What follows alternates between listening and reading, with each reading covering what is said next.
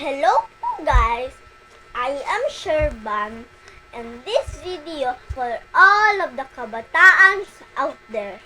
Kabataan or youth stage in life na sobrang problematic guys, full of confusion and self-conscious, right?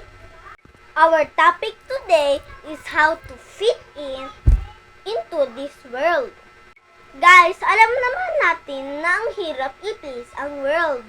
Palaging maraming bago at mga tanong that sometimes we didn't bother to answer.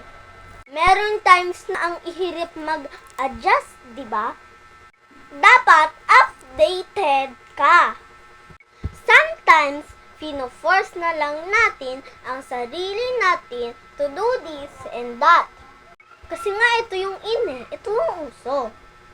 Ginagawa natin yun para di tayo ma-left out, right? But guys, naisip na ba natin na wala sa world o sa social media ang identity natin? Ginawa ka as a unique individual with a purpose na hindi ka basta-basta ginawa lang, guys. Hindi ka naman material things like shoes or damit. May kamukha o pareha, di ka gawang factory, okay?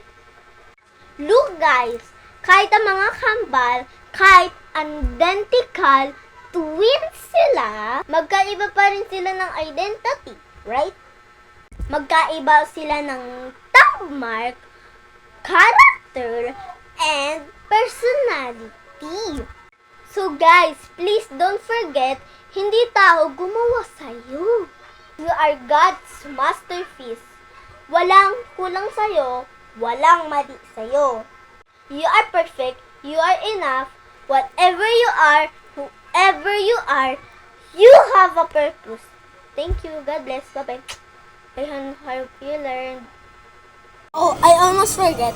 Please like, share, subscribe, and follow. Love you. Thank you. Bye-bye.